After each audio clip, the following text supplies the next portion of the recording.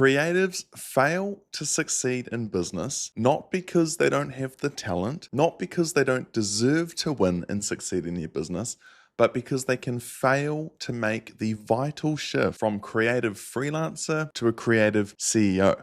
And in today's video, I want to share some of the fundamental principles and stories of my own creative journey in business that has taken me from being a creative freelancer fulfilling any odd job with an invoice attached to it or a stripe link that could make a bell noise through to becoming a creative CEO with team, structure, systems, an offer, and a framework that enables me to both be profitable and stay a creative. My name's Alex. If we haven't met before, I'm on an adventure, a mission to share content, stories, and reflections with actionable frameworks and tools for you as a creative watching these videos to apply into your own business. We all have different goals. Some of us have monetary financial goals. You want to build a $1 million a year creative studio. Some of us have time and freedom goals. So the money is more of a vehicle or tool to leverage having time freedom, being able to work whenever for however many hours you want every single day and have a business that supports you in that. Some of us are looking for a location freedom business as well, where you could work from anywhere in the world and still have happy customers, a happy team, and a profitable business that makes you a happy creative. We all will experience a need and desire for any one of these three types of freedoms, whether it's financial, time, or location. But there will be a primary driving factor. And my hope is as you watch these videos, as you follow my journey, and as I can share my learnings, my failures, my wins, and every moment in between, that you could build a creative business modeled to achieve the freedom that you desire. For me, I'm a bit of a mix. I have a high priority. I prioritize highly my time with my family. If I can be at the bus stop for drop off and pick up every single day and maximize the amount of hours that I'm spending with my children, my family, my wife, then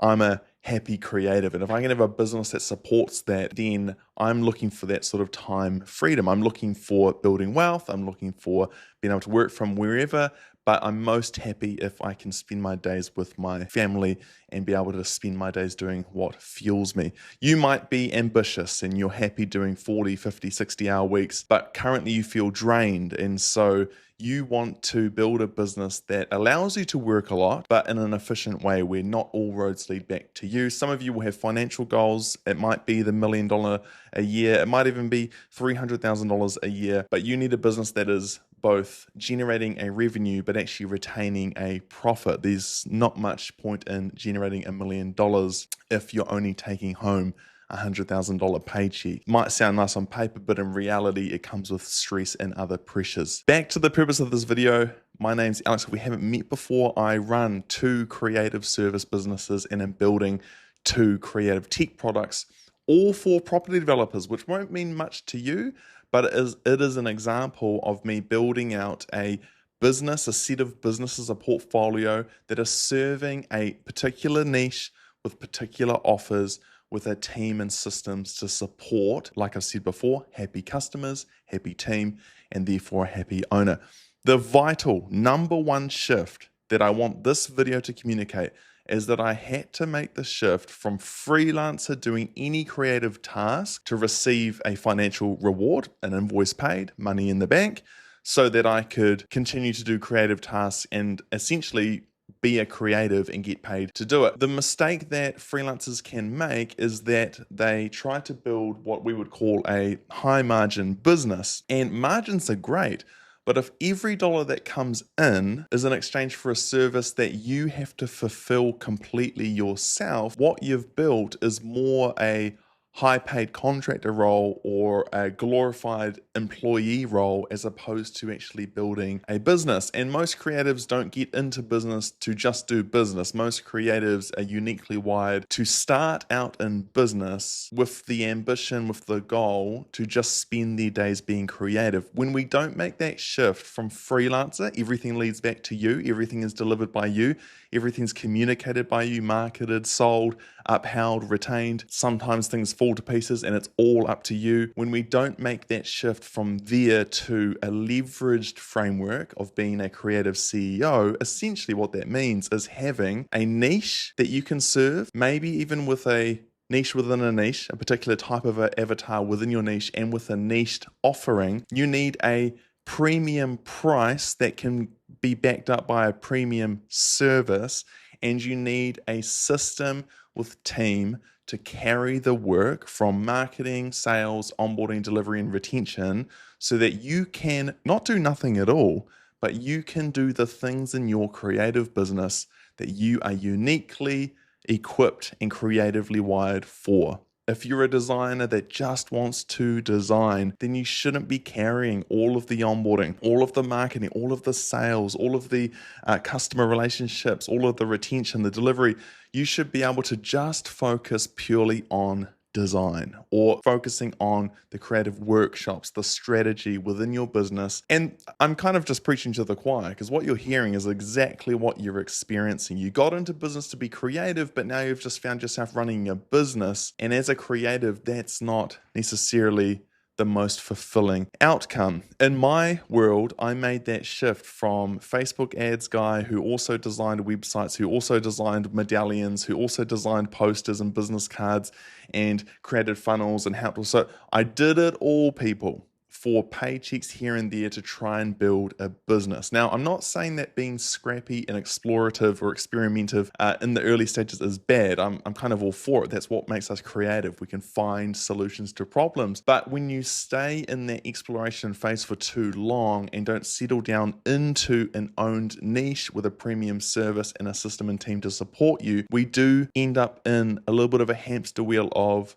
having to do any task we can find so that we can actually make money and survive. Now, that's another point. If you're a creative, you didn't get into business to survive. You got into business to be creative, to have space, to have a profitable business that doesn't just allow you to buy food for yourself or for your family, pay your mortgage, pay for your car, all of these things. You did that for that to be your baseline to support you to be creative in your roles and tasks in life. And so that's what this video is about. The number one shift you need to make is to shift from an overworked freelancer who's over leveraged in all of the wrong ways. Instead of leveraging your time, leveraging expertise, leveraging systems and flow and talent, you're the one who's the point of leveraged, and your time is being pushed to the absolute brink. If you were to put down even a high-paying salary as a freelancer, 200, 300, 400K a year, and you actually broke down your per hour rate, I think that you would be astonished. Now, the tough news is if you're not making 200 to 400 grand a year and you're under that, and you're delivering everything, and you're working a lot during the week, that might scare you even more. We're not here to scare you. This video is to bring you clarity and to help you shift from understanding what it actually means to be a freelancer and what it means to be a CEO. So to talk about the CEO moment for a bit, we're going from you being leveraged to the walls and under a lot of pressure to leveraging your strengths and then leveraging other people and systems and automations and frameworks around you so that you can make sure you're doing the number one thing in your business that you are the best at the world at. Whether you are the creative, whether you are a slight strategist, whether you are actually a bit of an owner-operator, whether you are a leader, we want you in the roles and functions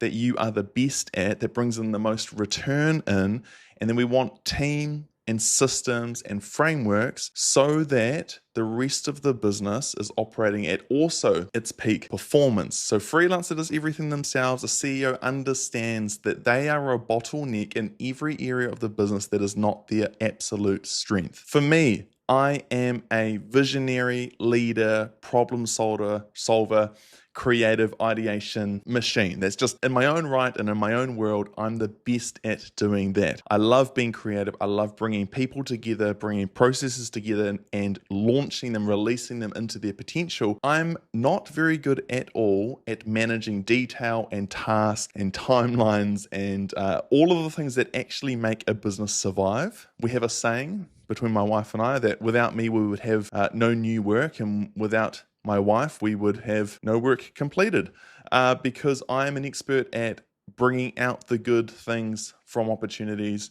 And I now have people, a project manager, a creator, artists who deliver all of our work, systems, processes that support all of the other areas that actually get work done to a high standard every single time, that make happy customers, happy team, and happy me, happy owner. And the number one shift was realizing that I was trading my time for money. And now I, in a way, trade other people's time and maximize other people's time and efficiencies still for money, but in a way that's beyond what I could do on my own. It's like building a dream team around something really valuable that you feel the world needs to know about. That's kind of how I can sum it up. And the result of making that shift, going from doing everything myself to building process, streamlining systems, using automation, building brand through content-led strategy, maximizing our sales process, onboarding, retention, all of these great things. I now have a business that I can hold in the palm of my hands using a framework we've called the 5 profit pillars, which I'll explain in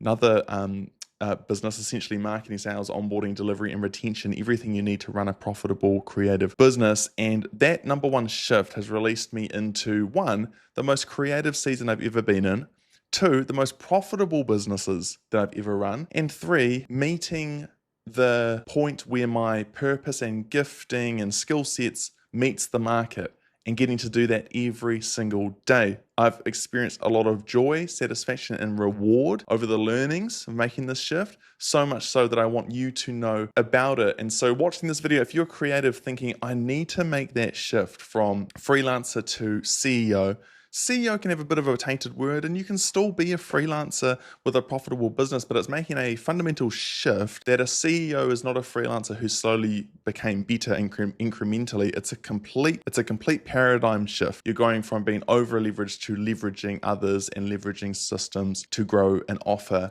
that lots of people need to see. If you want to make that same shift, hopefully this video has sparked a bit of thought for you, ways that you can think about the fact that you might be over leveraged as a glorified employee or contractor, and you didn't get into business for that. You got into business to be a creative who builds a business that's awesome, that profits, that keeps you creative and allows you to do good work with good people, and ultimately have a business that I've learned to own this line. Have a business that you love to own and you love to grow. That's also going to be another video for another time. If that's you, something's sparking in you, challenging you, you're feeling like you've got more questions than you came in, but in a good way, you want to grow, I have created a community that you can join, and it's up to you.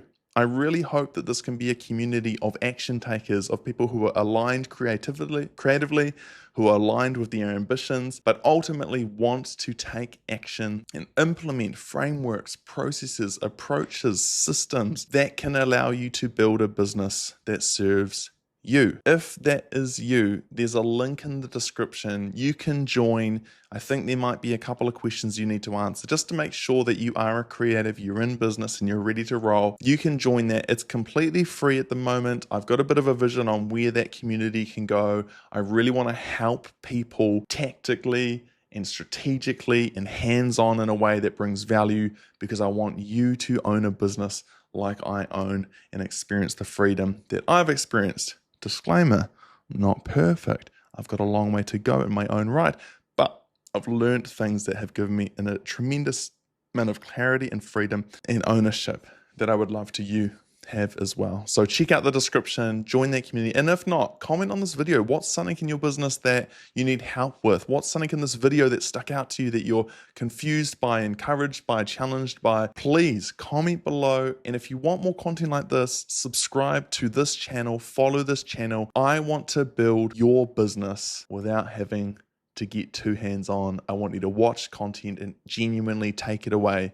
and make change. So if that's you, if you want to be a profitable creative, subscribe to this channel, like this, comment below, and if you're ambitious enough, join our community where we're going to take action and grow our businesses together. See ya.